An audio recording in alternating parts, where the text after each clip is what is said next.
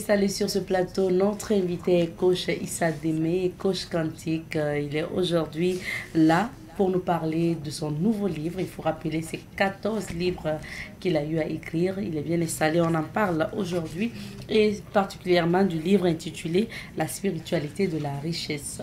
Bonjour coach et bienvenue. Oui, bonjour, merci pour l'invitation.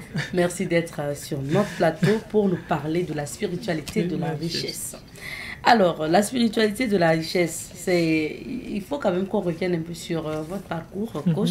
Je rappelle que vous avez un Master 2 professionnel donc en assurance banque, finance, et un Master 2 en recherche de sciences et de gestion.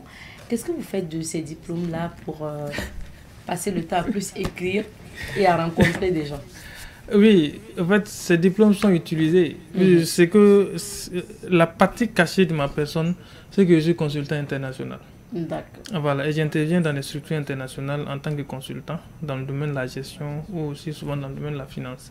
Mais ce sont des choses qu'on ne publie pas sur Facebook, ce sont des choses qui restent. Sinon, à titre d'exemple, moi j'ai été consultant à la Banque mondiale. J'ai été consultant à l'IRD. Si vous partez sur le site de l'IRD, vous tapez mon nom, vous allez voir mon nom qui va apparaître. J'ai été consultant dans certaines structures également allemandes, des structures françaises telles que Lango, qui est spécialisée dans les études de marché. Donc, ce sont des structures dans lesquelles on intervient, mais on ne dit pas ça, on ne parle pas de ça publiquement. La partie visible que les gens voient, c'est le coaching et c'est également l'écriture. Voilà. Et au-delà de ça, je suis aussi enseignant dans certaines grandes universités. Quand je dis grandes universités, c'est pas des universités qu'on rencontre, c'est vraiment des grandes universités. Donc, je suis aussi enseignant dans certains domaines. Puis, je suis expert international dans le domaine des soft skills. Donc, j'interviens dans certaines universités qui ont pu insérer au fait les soft skills dans leur programme. Puis, je suis le concepteur souvent du programme. Donc, je conçois le programme, je transmets et j'enseigne également ce programme. Donc, il y a certaines grandes universités dans lesquelles j'interviens aussi en tant qu'enseignant. Et nous faisons aussi des études de marché. Et je conçois aussi des formations pour des structures dans le domaine de la finance et de la gestion. Donc les diplômes servent à tout ça. Les diplômes servent à tout ça. Voilà. Ok. Alors justement, on ne peut vous recevoir sans parler donc du coaching option quantique. Oui. Et c'est bien toujours de rappeler aux téléspectateurs de quoi il s'agit. Donc il faut dire qu'au-delà, au fait, le coaching a été un appel. Moi, je suis venu dans le coaching par plaisir. Je suis venu dans le coaching parce que ça répondait à une partie de ma mission de vie. Et le coaching quantique est mon apport dans le coaching. Je suis venu trouver qu'il y avait beaucoup de types de coaching qui sont là. Il y avait au fait le coaching de vie, il y a le coaching intégral, il y a le coaching personnel et professionnel, voilà, et j'en passe. Et la question qu'on devait se poser avec tout ce qu'on a eu comme bagage intellectuel, que ce soit dans le professionnel ou dans la recherche, qu'est-ce que nous aussi on peut apporter de mieux? Et c'est de là maintenant que le coaching quantique est né. Le coaching quantique prend ses racines au fait dans la physique quantique et accompagné maintenant par les découvertes au fait de l'épigénétique, de la biologie fondamentale, de la PNL, de la numérologie, de la spiritualité et de la métaphysique. Ça, donc, c'est des pans. Oui, c'est un mélange de tout ça qui fait le coaching quantique. C'est-à-dire quand on dit un coach quantique, c'est d'abord quelqu'un qui est scientifique. C'est pourquoi la dernière fois, j'ai utilisé les connaissances de la physique classique pour expliquer des notions de la physique quantique. Quand on dit que le corps est séparé de la matière, avec la physique que les gens font en classe de première et en classe de terminale, on peut expliquer cela. Et j'ai pris notamment la théorie newtonienne cartésienne et la théorie de Einstein pour pouvoir expliquer aux gens. Et quand on parle de coaching quantique, c'est pas que c'est des choses mystiques, mais c'est des choses purement scientifiques. Donc, le coaching quantique, c'est un mélange de plusieurs disciplines qui donnent cela. Et c'est aussi mon apport, au fait, dans le domaine du coaching. Donc, aujourd'hui, on a réussi, au fait, à créer un curricula. On a réussi à créer des modules et nous formons des coachs quantiques. On a tout un parcours à 3 niveaux où on forme des coachs quantiques niveau 1, des coachs quantiques niveau 2 et des coachs quantiques niveau 3. Et donc, ça, aujourd'hui, quand vous allez voir un coach quantique partout, en tout cas en Afrique et dans le monde, c'est qu'il a un parcours venant de notre structure. Sinon, il n'y a pas en tout cas de coach quantique pour le moment. C'est nous qui les formons. Et c'est quoi l'idée générale du quantique? L'idée générale du quantique, c'est d'amener au fait l'homme à pouvoir comprendre simplement ce qui était caché. Est-ce que vous voyez? Le monde, au fait, il y a des connaissances que les gens ont pris comme étant spirituelles. Des connaissances que les gens ont pris comme étant métaphysiques, mais qui peuvent avoir des explications scientifiques. Donc notre objectif aujourd'hui, c'est d'aller comprendre ces notions que les gens ont traitées de spirituelles pour venir expliquer au fait de façon scientifique. Donc, vous allez voir que moi, je coach beaucoup, avec beaucoup d'imams, je coach avec beaucoup de pasteurs, je coach avec beaucoup de prêtres. Et notre travail, nous causer orienté vers quoi? C'est la compréhension des Écritures saintes, c'est-à-dire ce qui est écrit dans la Bible. Comment on peut expliquer ça de façon scientifique pour que les gens ne soient pas au fait dans une certaine prison où ils sont enfermés. C'est-à-dire ils sont même victimes de leur propre ignorance. Alors que ces faits qu'on avait pris étant comme des faits spirituels a une explication purement scientifique. Donc c'est ce travail-là que nous faisons. On va chercher des choses dont les gens prenaient comme étant des choses liées à un groupe de personnes et on essaie d'expliquer clairement. Vous allez voir que quand les gens qu'on traite des gens illuminés, voilà, et des gens illuminés, les prophètes et tout ce qui s'ensuit, tous les propos qu'ils disaient, la science arrive aujourd'hui à expliquer ça simplement. Est-ce que vous voyez? Donc on va prendre des versets bibliques qu'on va expliquer, mais de façon scientifique. On va prendre des versets dans le Coran qu'on va expliquer de façon scientifique. Mais on va venir dans la tradition pour prendre certaines pratiques pour expliquer de façon scientifique. Maintenant, quand on dit que le grand-père qui est assis au village et d'un village à un autre village envoie un sac de maïs, donc à travers la foule, mais c'est un fait mystique. Mais dans le cantique, nous on peut peut-être expliquer cela pour dire qu'en réalité, il a combiné des éléments et il a juste éliminé ce qu'on appelle la notion de la distance et l'objet est venu. Est arrivé. Est-ce que vous voyez un peu? Donc ça permet à l'homme qui au fait était dans une certaine peur de quitter la peur et de pouvoir alors mieux se comprendre et mieux exploiter ce qui est à sa disposition. Beaucoup, la nature a tout mis à notre disposition, seulement que les anciens souvent ont mystifié certaines choses. Donc nous on essaie au fait de décoder ces choses-là pour que l'homme puisse être mieux, pour vivre mieux et de façon épanouie. Merci bien. Alors, 14 livres à votre actif et le dernier livre en date, c'est notamment celui-là, La spiritualité de la richesse. De quoi parle ce livre, Coach Démé? Oui, ce livre est le 14e, mais après ça, j'ai publié 4. Il y a 2 qui sont en édition, donc ça fera bientôt 20 livres. D'accord. Bon courage. Merci beaucoup. Vraiment. Donc, ce livre est intitulé La spiritualité de la richesse. Donc, les gens ont surnommé le livre des codes. Le livre des codes. Livre des codes. Voilà, parce qu'à l'intérieur, il n'y a que des codes. Des codes pour pouvoir en fait, attirer, faire manifester la richesse dans votre vie. Ce livre a été écrit dans le but de réduire la souffrance des hommes. Parce que tous les jours, nous partons à la quête au fait de quoi? Nous partons à la quête de la richesse à travers l'effort. Mais ce qu'on oublie est qu'il n'y a aucune richesse sans spiritualité et on ne peut pas parler de spiritualité sans richesse. Donc, autrefois, c'est pourquoi le cantique est né. Autrefois, les gens avaient lié, en fait, mis en opposition la richesse et la spiritualité en disant que si tu es spirituel, tu ne peux pas être riche. Et tu es riche, c'est que tu t'es éloigné de la spiritualité. C'est ça. Alors que c'est archi faux. Celui qui est pauvre, même, c'est lui qui s'est éloigné de sa source. Puisque Dieu est prospère. Si vous n'êtes pas riche, c'est que vous êtes éloigné de Dieu. Donc, la conséquence, c'est quoi? C'est la pauvreté que vous allez vivre. C'est pourquoi, dans une conception spirituelle plus loin, on dit que la pauvreté est un assaisissement satanique. Alors, ça dit que celui qui vit dans la pauvreté s'est éloigné de sa source. Est-ce que vous voyez? Mais autrefois, les gens qui partaient à la recherche des connaissances spirituelles, quand ils arrivent à avoir certaines connaissances, alors de façon psychologique, eux-mêmes ils attirent la pauvreté et ils vivent dans la misère. Donc c'est la raison pour laquelle moi, on s'est dit, mais attends, ces deux notions qui sont antagonistes, est-ce que réellement, si on arrive à comprendre du point de vue quantique, est-ce qu'on ne peut pas lier les deux? Et on s'est rendu compte après qu'il n'y a aucun riche qui n'est spirituel. Il n'y a pas de riche qui n'est pas spirituel. C'est peut-être mieux de nous éclairer davantage sur les définitions de la spiritualité et de la richesse pour qu'on puisse comprendre. Parce que sous nos cieux, quand on parle de quelqu'un qui est vraiment proche de Dieu, qui est très spirituel, il est souvent dans son carcan, il n'aime pas les choses de la vie où on parle de richesse, d'abondance et autres. Et la personne aussi qui est un peu aisée et autres s'éloigne souvent aussi des prières et autres. Donc, comment on définit ces deux notions pour savoir si on parle de la même chose? La spiritualité est définie de façon simple comme étant le rapport qu'on entretient avec soi-même, avec les autres, et avec une entité supérieure que nous pouvons appeler Dieu, le Tao, le champ quantique, l'univers, tout ce que... Voilà, c'est l'essentiel, l'énergie, source, tout le nom qu'on donne. Donc, le rapport la spiritualité, ce n'est pas forcément la religion. Non, au contraire, beaucoup sont religieux mais ne sont pas spirituels.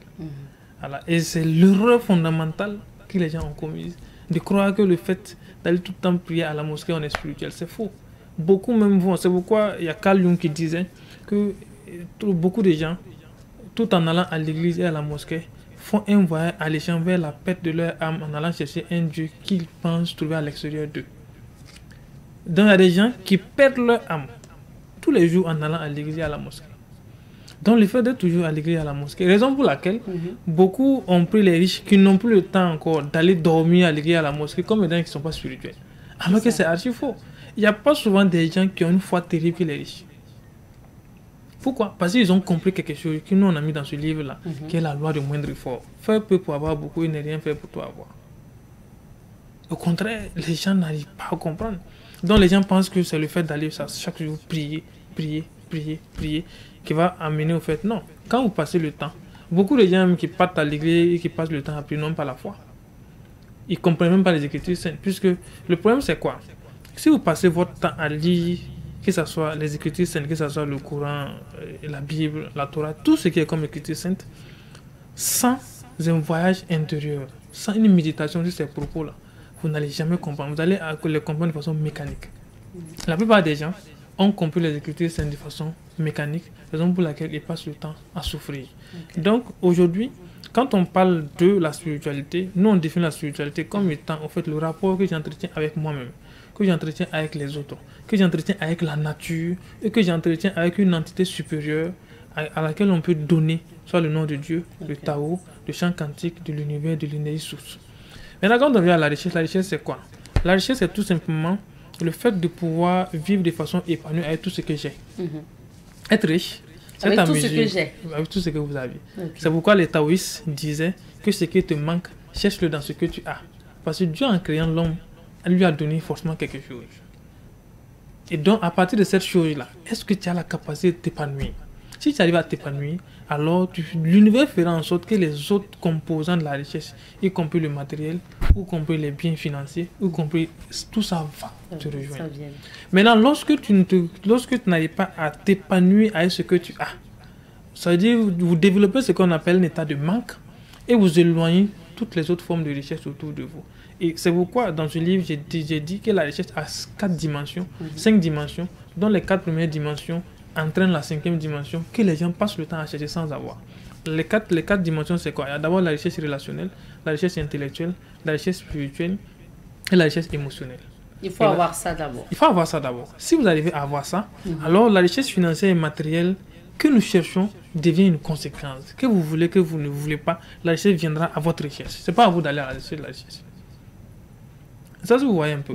Maintenant, si vous refusez de rechercher la richesse relationnelle, de développer la richesse émotionnelle, de développer la richesse spirituelle et de développer également la richesse intellectuelle, et vous passez votre temps à aller à la recherche de la richesse financière. On n'a pas dit que vous n'allez pas avoir la richesse financière. Vous allez l'avoir. Mais vous allez perdre la richesse financière pour aller passer le temps à chercher les 4 autres dimensions de la richesse. Comme il y a beaucoup de gens qui ont des milliards aujourd'hui, mais qui demandent à ce qu'on vienne les apprendre à lire la Bible ou à lire le Coran. Non, j'en connais. Ils ont manqué de richesse spirituelle.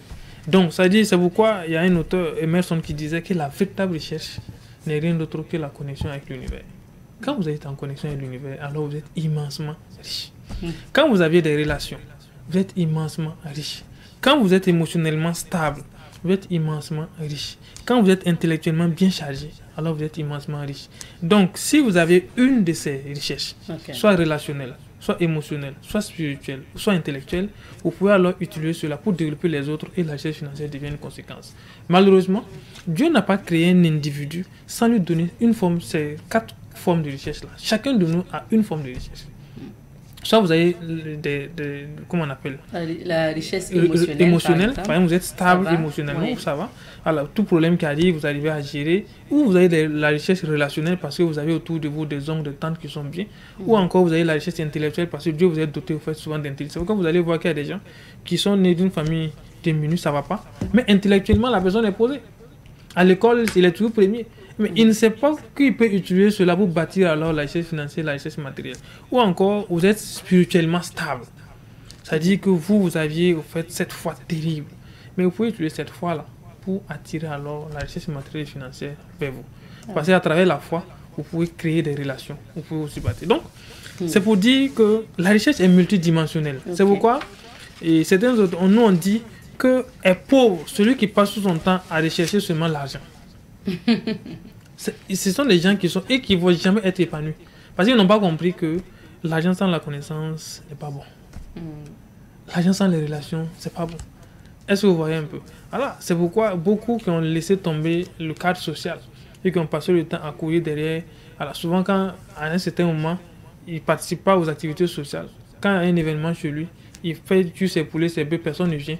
Il se rend compte alors qu'il est pauvre d'une forme de richesse qui est les relations. Désormais, quand il y a baptême, il garde sa V8 et il descend et il va saluer maintenant. Est-ce que vous voyez un peu? Oui. Mais coach, vous dites justement dans cette partie-là que même la formulation du message de prière est très importante. Voilà, parce que justement, voici là où les gens échouent généralement. C'est la formulation du message, mais après la formulation du message, c'est la capacité à recevoir. Parce que si je rentre en détail, nous demandons tous les jours, même si on ne prie pas, raison pour laquelle les riches ont compris, ils ne passent pas leur temps à aller dans les mosquées, dans les églises, parce qu'ils savent que toute pensée qu'ils émettent est une prière. Ah oui. Est-ce que vous voyez? Mais quel type de pensée vous émettez? Il faut émettre. Voilà. Et ils savent maintenant quel type de pensée émettre. Donc ils savent que même s'ils sont pas à l'église, à la mosquée, alors ils prient. Maintenant, dans leur voiture, ils prient dans leur salon, ils prient quand ils sont en réunion, ils prient quand ils conversent avec des gens, parce qu'ils émettent des pensées. Maintenant, une fois que nous faisons, ça dit que le travail de l'être humain est de demander. Le travail de l'univers, continuellement l'univers est en activité pour donner. C'est-à-dire la machine n'est jamais arrêtée. À chaque fois que vous émettez, l'univers vous donne. Maintenant, là où les gens échouent, c'est la formulation du message qu'ils envoient à l'univers. Et la troisième dimension maintenant, c'est la capacité de recevoir. Si moi je vous ai demandé quelque chose et que vous m'avez tendu et que je n'ai pas défini les dispositions pour récupérer, à un certain moment, soit vous allez retirer la chose, ou la chose restera entre vous et moi, et personne ne va la voir. Voici là où les gens échouent, parce qu'ils n'ont pas cette disposition de recevoir. Beaucoup prient. Ce n'est pas que les prières ne sont pas exaucées. Hein. Les prières sont exaucées. Malheureusement, ils n'ont pas la disposition. Voilà, ça ne les atteint pas. Eux-mêmes, ils créent un blocage. La chose est arrêtée devant eux, et ils continuent toujours à dire que qu'est-ce que j'ai fait à Dieu pour qu'il ne me réponde pas. Dieu répond de façon continuelle. L'univers répond de façon continuelle. Donc c'est pourquoi on dit que la prière est scientifique. Malheureusement, les gens n'ont pas compris. Les gens pensent que la formule est spirituelle. C'est scientifique. Une fois que vous arrivez maintenant à utiliser la formule pour composer votre prière, alors on vous explique maintenant comment il faut prendre les dispositions maintenant pour recevoir. Et quand vous allez faire cela, toute prière que vous allez émettre, tout vœu et tout souhait sera alors exaucé. Donc, dans ce livre, c'est comment prier pour que ça s'exauce, vous l'aurez. Et puis aussi, le message, même la formulation du message doit être dirigée comment et comment on doit le recevoir. C'est les secrets que vous avez donnés. De façon pratique, avec des exemples concrets. C'est-à-dire, je donne la formule. Une phrase concrète. Oui, une phrase concrète. C'est-à-dire, ce livre, la particularité de ce livre, parce que beaucoup sont frustrés aujourd'hui, parce qu'ils ont lu des livres sur la richesse, ils ont des livres abstraits. Mais dans ce livre, du premier chapitre au dernier chapitre, ce n'est que de la pratique. Et des exemples concrets ont été donnés. Comment faire? Ça veut dire quand vous le prenez, vous appliquez. Il n'y a pas de théorie dedans, quoi. Voilà. C'est vraiment des codes pratiques, mais simples. Voilà. Parce que le problème aussi, si vous donnez des choses compliquées aux gens, comment pouvoir pratiquer, ça devient compliqué. Donc, c'est vraiment des choses pratiques, mais simples. Je donne la formule, j'explique et je donne des exemples concrets que vous pouvez directement appliquer dans votre vie. D'accord. Alors moi je vois, là je ne vais pas lire, ne vous en faites pas, je vais juste lire le titre. À la page 140, vous avez dit quelques exemples pour que vous puissiez mieux l'appliquer à ce que vous voulez. Voilà. Par exemple, il y a le cas d'une prière pour sa femme ou son mari. Voilà. Okay. Voilà. Pour avoir une voiture. Une voiture pour avoir la santé. Pour avoir la santé. Des exemples comme ça de ce que vous pouvez dire à l'endroit pour. Voilà. Donc, il faut avoir le livre pour pouvoir savoir donc les messages que vous avez laissés dedans. Alors, Coach Démé, on a parlé aussi dans ce livre de secrets de la manifestation, de la richesse. Ouais. Les secrets pour faire manifester la richesse. Dans sa vie. Oui, ça, c'est une partie très intéressante. Et quand les gens vont lire, ils vont pouvoir voir le processus pour tout manifester dans leur vie. Okay. Vous saviez, l'univers, on dit la création est terminée. Il n'y a rien à créer parce que Dieu a tout créé. Et j'ai expliqué le processus de la création, tel qu'écrit dans le livre saint. Dieu a créé en 6 jours, il s'est reposé le 7e jour. Et tout a été créé. Mais si tout a été créé comme la richesse, si nous n'allons pas avoir la richesse, c'est pas... L'homme ne parle pas de la création de la richesse, il ne parle pas de la création. Il ne fait que manifester les choses dans sa vie. Mais la manifestation suit aussi une formule. Est-ce que vous voyez? Et ça suit un chemin. Comment de l'idée? On dit qu'avant qu'une pensée ne soit qu'une pensée, la pensée était d'abord intention. Et tout ce qui existe dans le monde n'est qu'une pulsion d'énergie et d'information. Par conséquent, comment réunir, mettre ensemble l'énergie et l'information pour que je puisse avoir ce que je cherche? Ça suit également un chemin. Donc, raison pour laquelle j'ai d'abord donné comment même l'intention doit être créée jusqu'à ce que vous obtenez ce que vous voulez. Et ça a été expliqué de façon claire et nette. Et des exemples même ont été pris et donnés. Et moi-même, mon cas, un cas concret même de ma vie, où les gens peuvent lire, même a été expliqué à l'intérieur comme exemple, et des exemples concrets à te donner. Donc, ça dit quoi? Tout ce que vous voulez manifester, que ce soit la santé, que ce soit le bonheur, l'amour, tout ce que vous voulez, la recherche, alors il suffit de suivre ce chemin-là. Vous allez voir que ça va se manifester. Une fois, je disais sur ce plateau que une personne qui veut par exemple une voiture, tout ce qui s'ensuit, je dis, il n'a qu'à aller voir les voyants, ceux qui font l'art divinatoire pour qu'on prédise. Peut-être qu'ils vont aller sans formuler l'intention. Il va aller trouver qu'il n'y a rien. Il vient et on va l'enseigner la formule, comment manifester le désir de la voiture. Il fait l'entraînement. 1 mois, 2 mois, 3 mois. S'il répare, on va lui dire qu'il va avoir une nouvelle voiture. C'est cette formule-là qui est donnée dans ce livre-là. Voilà. Puis un jour, j'expliquais cela pour dire qu'on peut entraîner, c'est-à-dire que nous-mêmes, on peut créer, faire manifester tout ce que nous voulons dans notre vie à travers cette formule. Donc, c'est beaucoup d'exemples, justement. Oui, beaucoup d'exemples qui sont concrets, pratiques. Concret. Par exemple, il y a un titre sur les vertus du chiffre 8 dans la création de la richesse. Parce que vous êtes numérologue également. Ça, c'est la partie intéressante qui va intéresser, que ce soit entrepreneurs, commerçants. Voilà, tous ceux qui sont dans une activité particulière ou ceux qui sont dans la vente. J'explique un peu comment, puisque la richesse a une fréquence. Et quand on dit se connecter à la fréquence de la richesse, c'est aller en fait s'abonner à l'énergie de la richesse. Et l'énergie de la richesse vive sous le chiffre 8. Ça, je le donne gratuitement. Mais comment l'exploiter? Comment l'exploiter maintenant, ça dépend des codes. Est-ce que vous voyez? Vous pouvez l'utiliser pour fixer vos prix. Et quand vous donnez votre prix à quelqu'un, personne ne va discuter, vont payer vos articles. Vous pouvez l'utiliser pour formuler des contrats. Et de telle sorte que si vous arrivez, vous partez même pour signer des contrats, quand vous mettez les codes là sur le contrat, la personne ne peut plus refuser le contrat. On peut même l'utiliser pour, si vous avez la possibilité de choisir votre numéro d'immatriculation, vous pouvez même utiliser ça pour choisir le numéro de votre numéro d'immatriculation. Vous allez voir que dans cette voiture-là, quand vous allez rentrer à l'intérieur, c'est prospérité sur prospérité. Ah oui, donc il n'y a rien de mystique dedans. Il n'y a rien de mystique dedans. C'est simple, il n'y a pas d'aller faire un rituel ni quoi. C'est juste une composition. Comment composer? Alors, vous vendez des articles, alors les prix ne sont pas fixés au hasard. Les grandes entreprises, quand ils fixent des prix, c'est pourquoi vous allez voir que c'est un prix avec des virgules. C'est ça. Mais les gens ne comprennent pas comment ça se passe. Ça répond à des codes. Et les grandes entreprises ont des numérologues à leur niveau et qui essaient alors de pouvoir... Parce que vous avez donné aussi quelques codes métaphysiques pour attirer la richesse, donc ça rentre un peu... Oui, la code métaphysique, il y a la vertu du chiffre 8, mais il y a quelque chose aussi qui est très important, qui est la formule magique de Nikola Tesla, que Nikola Tesla nous a légué. Comment utiliser cela? Les gens ne comprennent pas. Donc on peut faire une combinaison entre 3 choses. Les vertus du chiffre 8, la formule magique de Nikola Tesla, la formule universelle de la prière et encore la magie des 21 jours. Tout ça, quand on met ça ensemble, madame, même si vous ne voulez pas être riche, la richesse va vous localiser et vous la traiter. richesse vous localise. Voilà. Et la partie 5, c'est pour terminer avec les 3 V de la création de la richesse. Voilà, il y a 3 V. Alors, ici, vous appuyez tous les riches. Ça aussi, j'ai pris des exemples au fait des grandes entreprises d'ici et d'ailleurs qui ont réussi au fait à utiliser les 3 V pour pouvoir créer. Donc, si vous utilisez les 3 V et vous appliquez réellement, vous allez voir que rien ne peut vous... En tout cas, en matière de richesse. Mais, ce qu'il faut dire est que ce livre n'est pas exclusivement réservé à la richesse parce que vous pouvez l'utiliser. Pourquoi à l'intérieur, je prends des exemples sur la santé, je prends des exemples sur la vie de couple, je donne des exemples. Donc, ça veut dire que les codes peuvent être utilisés pour attirer la richesse. Et comme j'ai défini la richesse, La richesse, c'est la capacité au fait, à s'épanouir avec tout ce qu'on a. Donc, une personne au fait, qui a une vie de couple stable est aussi riche. Une personne qui a des enfants au fait, qui répondent à ses aspirations sont aussi riches. Donc, ça veut dire que la richesse n'est pas exclusivement l'argent, mais c'est un tout. Et ce livre vous donne les codes pour pouvoir avoir ce tout autour de vous.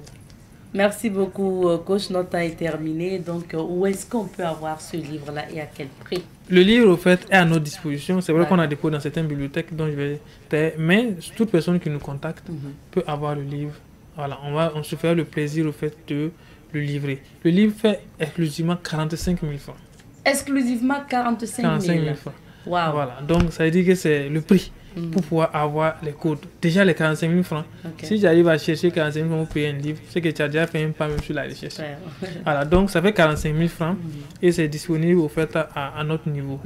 Voilà. Si ceux qui veulent l'avoir peuvent nous contacter au 54 96 09 92 54 96 09 92 et nous allons faire le plaisir de vous livrer le livre dédicacé sûrement avec l'auteur. Partout où vous êtes dans le monde également, on a des canaux pour pouvoir au fait, vous envoyer ce livre. Il suffit de contacter le numéro. Merci beaucoup d'être passé, coach Démé.